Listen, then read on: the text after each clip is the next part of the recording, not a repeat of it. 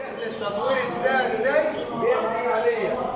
لو انت انسان ناجح هتروح معانا الرحله. طب ايه المواصفات بتاعته؟ الالتزام والعمل الجاد. تمام؟ هي تاني عشان تروح الرحله دي لازم تبقى بتحقق اهداف.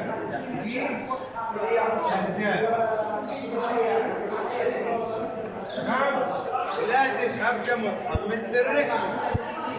يبقى اشعر بالحماس. وهي تاني يبقى انا لازم اكون انسان ناجح بالالتزام والعمل هي الجاد. لازم اهدافي تتحقق. لازم ابقى اشعر بحماس. يعني انا لما بقوم اروح الرحله دي بيحصل ايه يا استاذ رفعت؟ بيحصل ايه؟ لازم اجهز شنطتي. تمام؟ واجهز شنطتي من بالليل.